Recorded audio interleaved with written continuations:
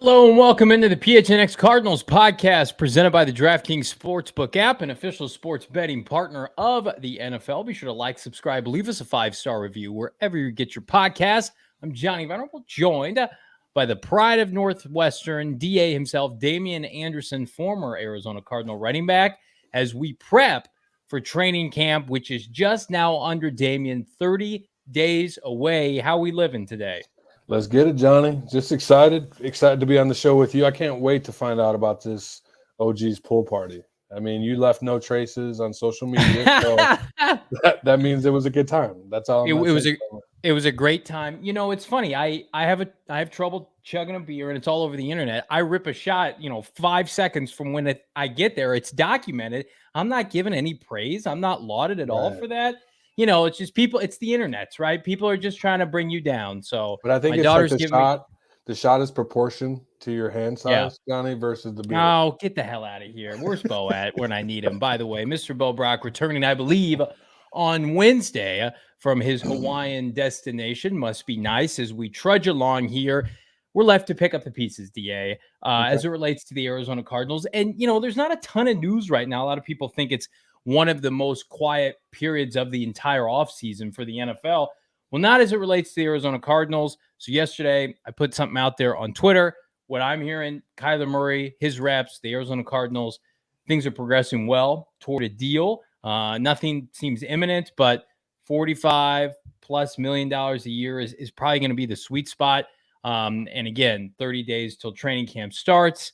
You would assume that gets done before then. We're still waiting on Rodney Hudson. Will he or won't he? I happen to think he is imminent to retire, and the team has been made aware of that. And then we get all these kind of rankings, and as we get closer to the season, all the position units get graded out. And we like Pro Football Focus here on this podcast. We talk about them. We have reps from their site on our show. It's a good site, analytic based site.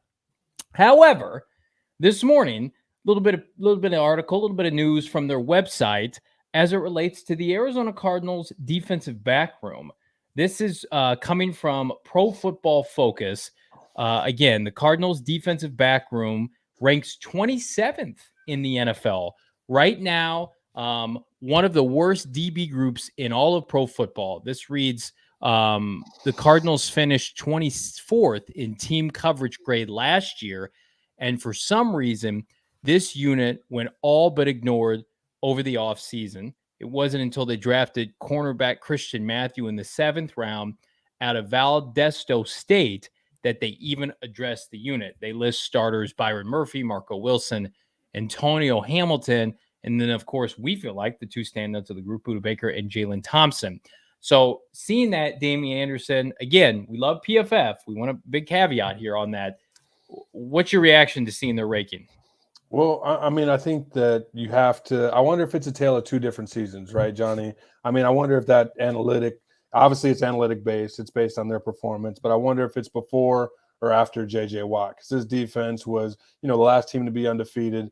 They were, Kyler Murray was in a position for the next MVP of the league, and the defense was it seemed like that they were getting pressures and turnovers at an alarming rate, right? And then we talk about the war of attrition towards the latter part of the year when you're missing J.J. Watt and you're trying to mix and move guys around. It has that residual effect to the secondary where they don't have that luxury of an additional added second to, or the addition that's removed, now added, right, where they have to cover for a little bit longer because you don't have a guy like, J.J. Watt there. And I think now moving forward, obviously J.J. Watt's been questionable the last couple, last year, and you want to see him consistently. So hopefully the defense responds, but you're still losing a piece to that foundation piece in Chandler Jones. So I think there's a big unknown there. And plus, based on the numbers that I know that we'll get to, Johnny, that group primarily based on those analytics didn't play well, but you still got some stars, friends of the show, obviously, and Byron Murphy and Budda Baker, two all-stars that I think young talents that can get the job done and the job done at a high level. And I know that you're high on Marco Wilson and what he'll be able to do in terms of his athletic ability. And what's your takeaways from that, Johnny? I thought it's a bit critical, but I don't know the in depth what they looked at. But I think a lot of it has to do with that D-line. I mean, there were different tiers of groups that they put them in as they ranked them, and one of the tiers was like on the rise, and they had San Francisco in that group. And it's like, I like pieces of San Fran secondary. I would not take it over the Cardinals secondary. And I think, if anything, I rip on this team, this organization, for not playing young players. And that's why I can swallow playing Marco Wilson his entire rookie season, because I feel like, oh yeah, year 2 on the rise, somebody that we feel like is going to break out. Byron Murphy's been playing since his rookie season. They've got one of the youngest secondaries in pro football. It's not like they're starting a bunch of 35-year-olds out there in the secondary. And so you could sell me on if they were in the middle of the pack, but they were like, hey, they got some nice young pieces. We like their safeties. TBD if Byron Murphy ever lives up to the 33rd overall pick, but he's a serviceable player. So you're saying, Johnny, they gave you no hope. So you're like, no, I mean, it's like hope. 27th. Yeah, 27th is like full-blown rebuild. And I think if you ask the Cardinals today, I know if you ask the Cardinals today and Michael Bidwell, he would say, well, the strength of our defense is our secondary. They would say that because, listen, you've got a ton of unknowns in their front seven, but that defensive backfield and a linebacker. Linebacker, yeah. The secondary returns everybody. It's the same unit minus Robert Alford, who we feel like will probably be back. It's the same guys, the same group of guys. Right. I like what Kiro said in the chat. He said maybe we'll see Van switch to a 4-2-5, or I think Kiro a 3-3, that you can play a cover 3 defense, 3 safeties. We talked about this before, Kiro. We feel like it's predetermined. Jalen Thompson's going to play a lot of corner, and Isaiah Simmons is going to play some safety. Ela 1-5, 4-2-5 is what he's been preaching all offseason. A lot of people are feeling that way. Kiro saying once Robert Alford comes back, we'll be in the top 16. I think it's only a matter of time. Simmons can bounce all around like Derwin James. If you need some more rationale as to why they did this, so Jordan P. saw my tweet about, and I didn't rip Pro Football Focus. I just said Pro Football Focus ranked the secondaries in the NFL and put the Cardinals 27th. And that got a lot of feedback, right? So Jordan P. slid up into my mentions and gave some rationale, and we have it here on the screen. So here's Jordan from Pro Football Focus saying Murphy's grade, and this is going to be very analytically based, so I apologize for our audio-only listeners. Murphy's 58.5 grade ranked 59th. So he's basically saying he was 59th among corners. He says Marco Wilson at 48 ranks 71st among NFL corners. They had Budda Baker last year at 38th, and Jalen Thompson is the 30th best safety that played at least 50% of the snaps. So here's where I push back on Jordan, because I feel like they had their top 100, Mr. Damien Anderson, recently. Budda Baker was on that group, was in that list. Jalen Thompson was not. So how could Jalen Thompson be ranked higher in terms of his total grade over Budda Baker, but then not be in the top 100? It's like, what are we doing here? We watch football with our eyes, right? I know Jalen Thompson is on the cusp of superstardom. Budda Baker's been there for some time. The Cardinals could fetch multiple first-round picks for either or both, I feel like. Do their corners need some help? Absolutely. But 27th, I'm not buying it.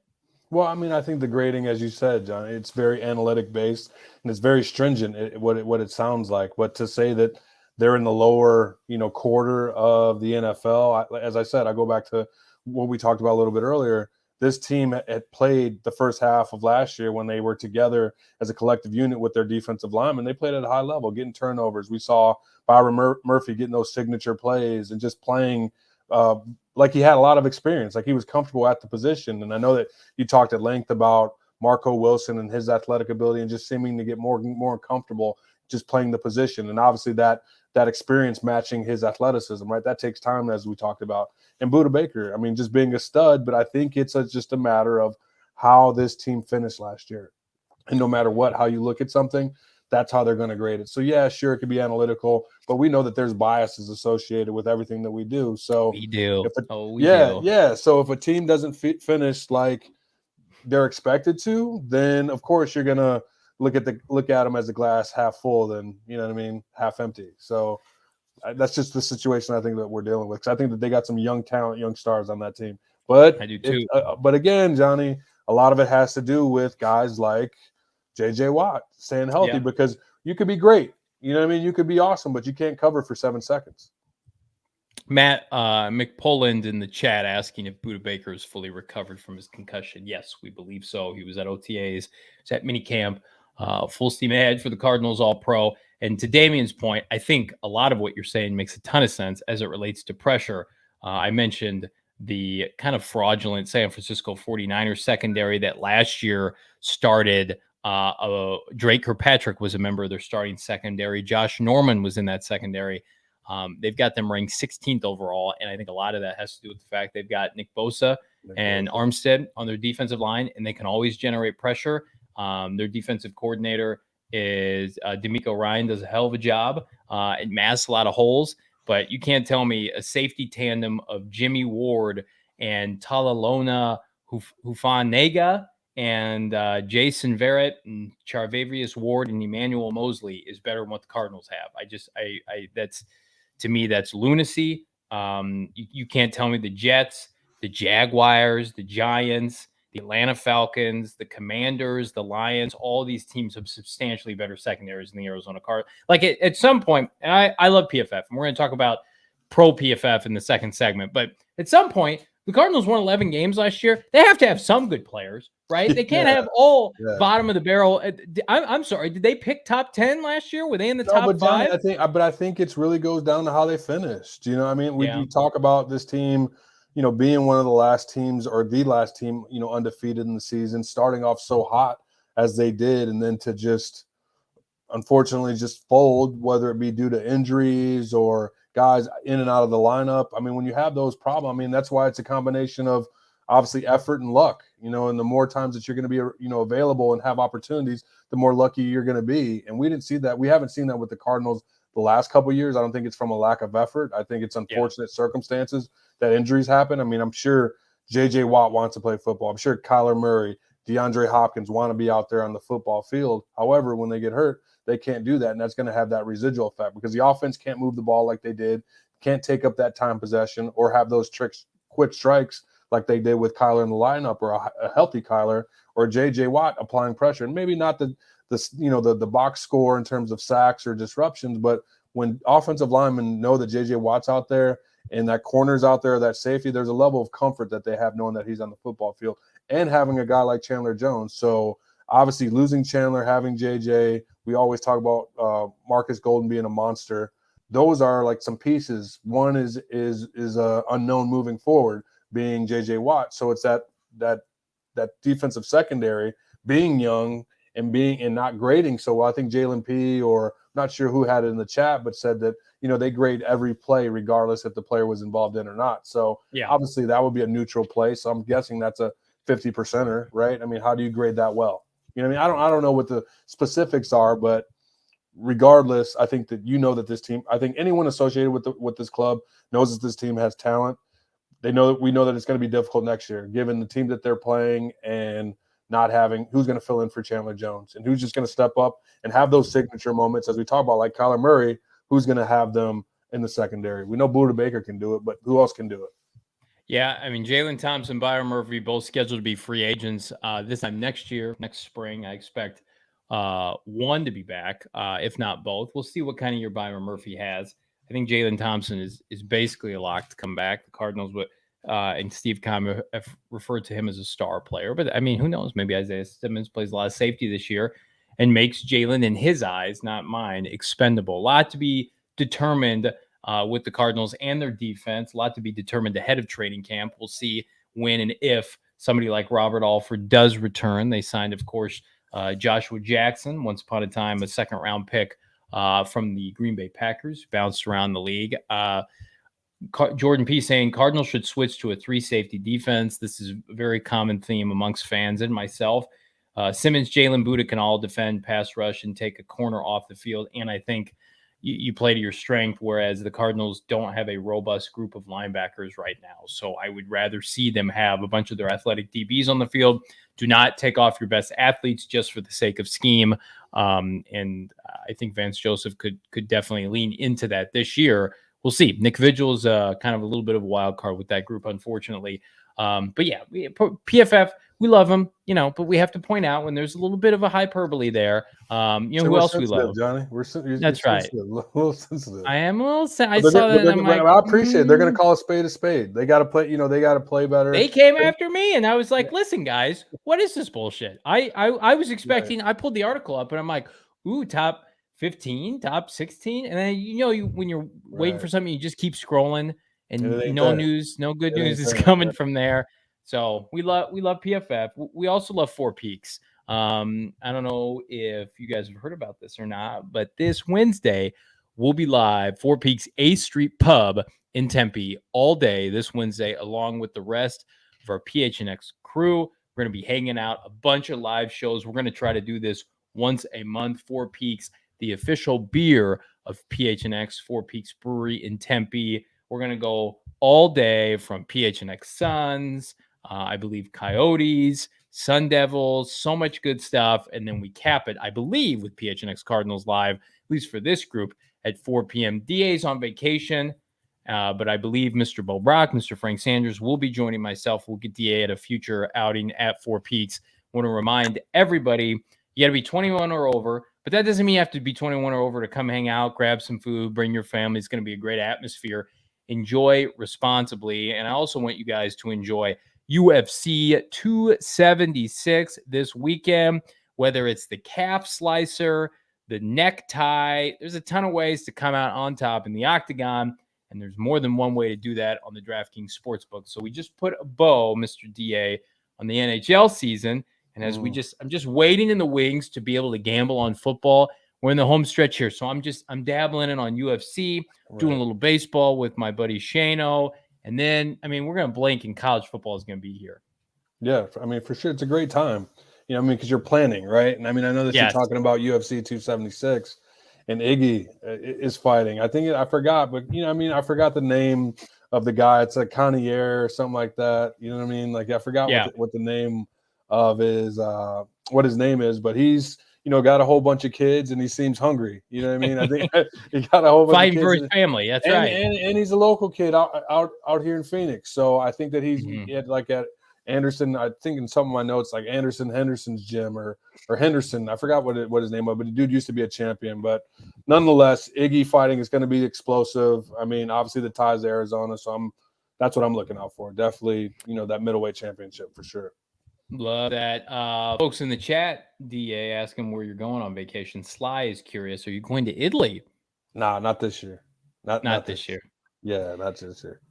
Not this year. Well, you can check out the UFC fight this weekend. Double down with DraftKings UFC 276. You pick a fighter, you bet $5 to win, get $100 in free bets no matter what. That's utilizing promo code PHNX this Saturday at DraftKings Sportsbook, the official sports betting partner of the UFC. Minimum age and eligibility restrictions apply. See show notes for details. Kiro in the chat asking, will Will Hernandez be expected to start at left guard if Pugh moves inside to center? I expect that. If that happens, I would be shocked if the Cardinals went into the season with Justin Pugh as their starting center. I think that is a contingency plan. Should somebody get injured, I think Pugh's got positional versatility. But you don't want to make a potential strength a weakness to compensate for another weakness. And if you lose Rodney Hudson to retirement, which is the way the winds are blowing, the smart move would be go sign a free agent center, right? Keep Pugh as natural position. Will Hernandez can play right guard. But this interior offensive line right now, DA, it's not looking good. So why would you then make a weakness even worse off by moving Pugh? No, yeah, Johnny, it doesn't make sense. But what's available, out there, I think that's definitely what they're scouring, the availability of centers and guards, and like you said, the position versatility that they can play. But if that's all you have, we talked about Rodney being the only center that the Cardinals have, on the roster. Obviously, Pugh has that position versatility, but more so, how much does it play? And I think that Connor averaged like a little bit under 4 yards per carry.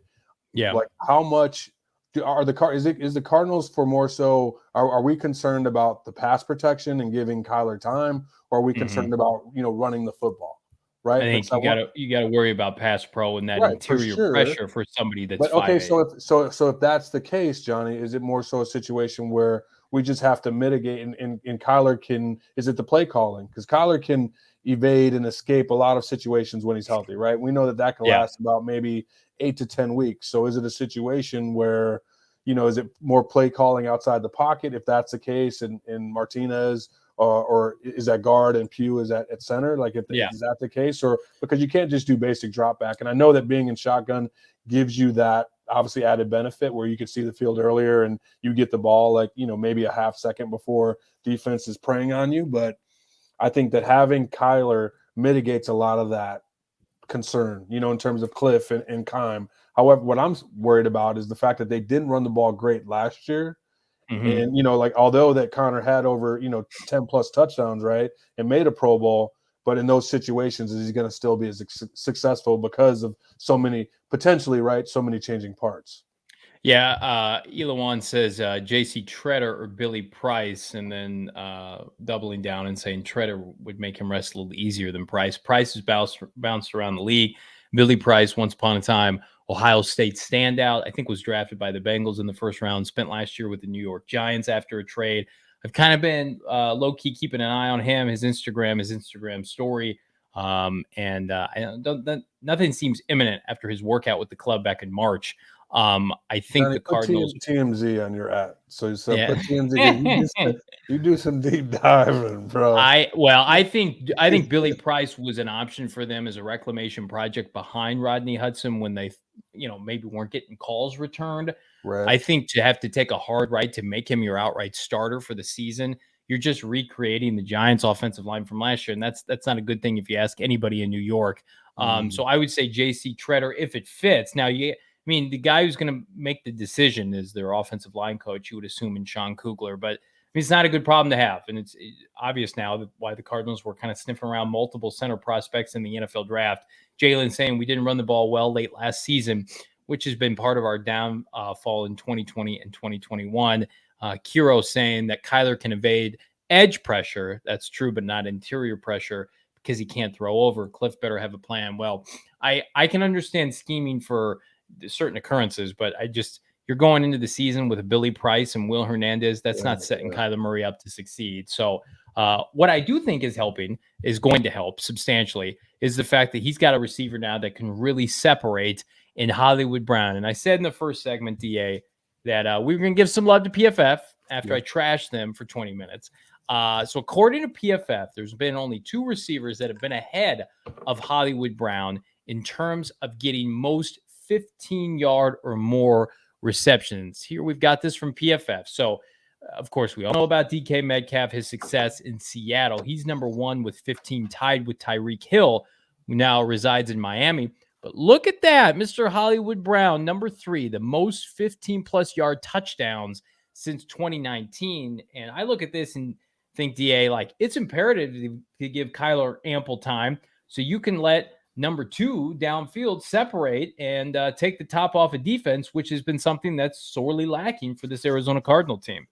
I mean, cause and effect, Johnny. I mean, cause and effect. You give a guy time like Kyler Murray. I mean, obviously, Hollywood has shown, through that 3-year study that he's one of the most explosive players in the National Football League. And I think that's why we saw General Manager Steve Keim, make that trade for the first round and get him, because they saw, obviously, their friendship and his playmaking ability. And I think that you have that losing Deandre for the first 6 weeks. I mean, we're going to beat that drum until he's back, right? And, losing him for the first 6 weeks, and just the necessity putting on having a guy like him in the lineup, and the importance of being able to extend plays, being explosive in the field. I mean, think about it. For the first 6 games, they don't have Christian Kirk, who is an explosive player. They don't have DeAndre Hopkins, who is an explosive player. They don't have these guys. So it's imperative that this decision works, that Hollywood Brown in this offense. And I know that you love him, Johnny. I'm a big fan too. I just hope it works out. But given the fact that they don't have any other primary targets, I mean, I know AJ Green, I respect him. I'm not saying that he's not, but just in terms of big play, guys that can get the ball, do some Tyreek Hill type stuff or DeAndre Hopkins type stuff. Like, we need Hollywood to do that, because you lost the 2 guys that used to do it for you in the past, and DeAndre for the first 6 games and Christian Kirk to a whole nother team. I absolutely agree. And I think a lot of people are doom and gloom right now. And then there hasn't been a ton of positive press with this team. You know, Hopkins suspension, uncertainty, if you want to call it that, around Rodney Hudson, right? The fact that they didn't really improve their pass rush, didn't go out and get a marquee defensive edge signing to replace Chandler Jones. I think the one area where if I could go into the season staunchly committed to something, win or lose, playoffs or not, I think Hollywood Brown's going to have a really nice year, a marquee, career season with Kyler Murray. I think, again, 12 to 1,400 yards, maybe double-digit touchdowns, and people are going to say, like, yeah, Cardinals have some problems, potentially, right? If everything goes wrong. But number one to number two, that connection, that's something to build around. You can feel good about it. I think he's going to take his mantle as the team's number one receiver leading into 2023. As he should. Hopkins is as expensive. You go out and you trade for the quarterback's best friend at a position of need, and the fact that they have this unlimited chemistry and they're in contact all the time. I really do believe that this is going to be a partnership, a marriage made in heaven. With all due respect to Christian Kirk and Farrell Cooper and Bird and some of these guys they've had in years prior, they have not had a deep threat like Hollywood Brown on the roster, period, point blank. And Rondale Moore, I'm high on him. I just don't think it was utilized correctly. He's got, elite 4.3 speed, but Hollywood's done it. He's been in the frigid AFC North catching bombs in a run-heavy offense with a quarterback who, runs around to set up the pass a little bit. He doesn't like to throw deep, according to the analytics. Kyler Murray, according to our friends at PFF, is the best deep ball thrower in the NFL. And then the Cardinals. You like that data, didn't you, John? I do. I will pick and choose my nuggets when I can. Like that, he needs a guy who can separate, and I think the sky is the limit for he and Hollywood.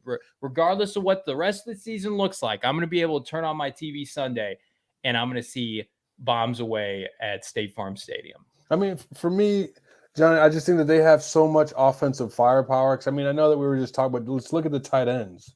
Look at their ability to create mismatches. So I know that teams are going to focus on Hollywood, but I potentially see him having the year that you're talking about, 12 to 1,400 yards. I'd say a minimum of 1,000 and at least 10 touchdowns. That's what you want. And I think primarily, not primarily, I think that he's going to be a bigger than people expect red zone threat, because they don't really think about Hollywood they think more fast and quick, but he's just as quick as he is fast, and he can find ways with double moves to get open. I think Cliff is going to eat that up in terms of, as you said, their chemistry and how they go back. So for sure. You mentioned eating it up. We were eating it up at the OG's party in downtown Scottsdale this past weekend at the Maya Day Club. It was fantastic. I was there with myself, Shane Diefenbach, my PHNX Bets co-host, the GM Saul Bookman, Derek, Gerald, the whole gang, producer Emma. I'm trying to think, am I forgetting anybody? We had a bomb crew. Leah, no, you weren't there, producer Leah. You weren't there. We had a great time, though. So thank you to OGs. Thank you to the Maya Day Club in Scottsdale for the great time. If you haven't checked out our friends at OGs, they just launched their first ever limited edition seasonal flavor, pina colada, perfect pineapple, creamy coconut blend. It's just in time for those summer road trips and pool parties. And the good news for you, if you missed out on our last get together, we're going to be doing it again, according to Mr. Bookman, later in the summer. I think we've got 2 or 3 more touch points, and I want to give a big shout out to our director of sales, Mr. Max, for setting up our partnership with OGs. Had a hell of a time. Check out OGs online at ogbrands.com and their Instagram at OGs. You can also find their products at your local dispensary. You got to be 21 or older to purchase. And I hope everybody had a good time out and about this weekend as we prepare for 4th of July, cookouts, pool parties. But we want to make sure everybody's safe, healthy, happy. Go get your COVID-19 vaccine. They're free for everybody 5 and up. Those 12 and older are also eligible for the booster. Visit azhealth.gov/find vaccine for a location near you. We need everybody, DA, happy and healthy in preparation for the NFL season, which we will dominate. We hope the Cardinals will dominate, but you can rest assured, you can bet your ass PHNX Cardinals, this podcast, will dominate en route to a very fun and eventful, emphasis on event, 2022 NFL season.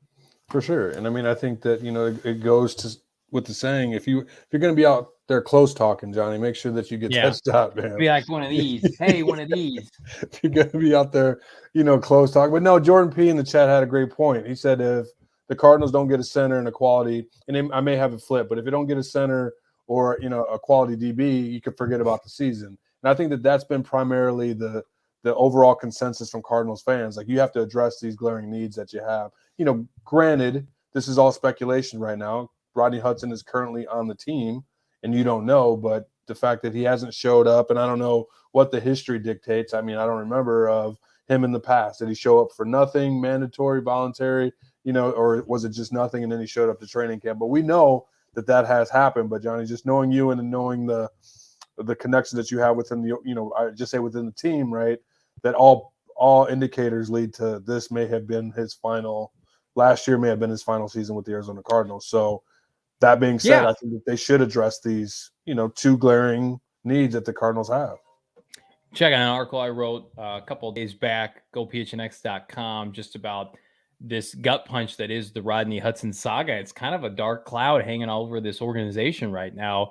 And I thought a fun game for later in the week is, maybe we can rank the top 5 players on the roster. And I think maybe going into the season, Rodney Hudson would have been one of those guys. And he's still on the team, until he's not. But I do not expect, if you're asking my opinion, I don't expect him to be an Arizona Cardinal in 2022. You can check out that article and more at gophnx.com. Become a member, 50 cents for the first month, $8.99 for the subsequent month. Or you can check out our PHNX merchandise locker, become a member for just under $60 for the entire year. I wore my Point God shirt today, which you can get at the locker right now, in hopes, DA, that we were going to get Kevin Durant, and then we were going to conjure up some good mojo that news was going to break while we were on the show, and Kevin Durant was going to be a Sun. It had the opposite effect. Kyrie Irving opts into his contract. He's staying in Brooklyn, which means I think Deandre Ayton is not headed to Jersey, which makes me sad because I wanted some KD in AZ. So, I mean, but I like DA. I mean, obviously his initials are great. And not over Kevin Durant. I mean, but he's a local kid. I mean, yeah, but Kevin Durant, there's too much. I mean, don't get me wrong. The whatever sniper, he's a beast. I respect his game. But in terms of the extra stuff, what he brings, and he just seems like he's more focused with, chatting with fans on Twitter. And Johnny, I know that you love that. I do. I love it a lot. I mean, to me, he lost some luster with the Celtics winning the East this year. Because I agree with that. You know what I mean? I just thought that Tatum and Brown, they weren't on Kyrie and Durant's level. And I think Kyrie is as crazy as this sounds, I think that he's an more athletic Kobe Bryant, just with what he's able to do in terms of his athleticism. But you got to be consistent. And KD, like I said, getting beat by the Celtics, I wasn't excited about. Yeah, I wasn't excited about that. But I think what we saw in growth in DA and his ability to try and shoot from the perimeter. Obviously, he reminds me of a more muscular Amari Stoudemire. That's what he reminds me of in terms of our DA. You know what I mean? DeAndre Ayton. I made a statement in the spring when I thought the Suns were going to win an NBA title after the Cardinals collapsed. And I said, this is still Devin Booker's town. And it felt that way. Kyler Murray can retake the Valley, I think. It's a great opportunity. With a standout, because I with all due respect to Devin Booker, I mean, that was not a good series against the Mavericks, a little bit exposed, right? CP3's on his last. Yeah, not looking good. We love Devin Booker. He's one of the better players in the NBA, but Kyler Murray puts together a Pro Bowl level season, an all pro level season, if you will. This Valley becomes his once again. I want to remind everybody, be sure to like, subscribe, leave us a 5-star review wherever you get your podcast. Audio only dropping tomorrow with DA and myself. We're going to look back in our continuation of the What If series, 2019 NFL draft. You guys might remember that one. What if the Cardinals hadn't drafted one Kyler Murray and instead went with the popular choice and went with Mr. Nick Bosa out of Ohio State? You can check that out tomorrow. Be sure to leave us a 5-star review. Until then, I'm Johnny Venerable with Damien Anderson. We will see you mañana. Bye, everybody.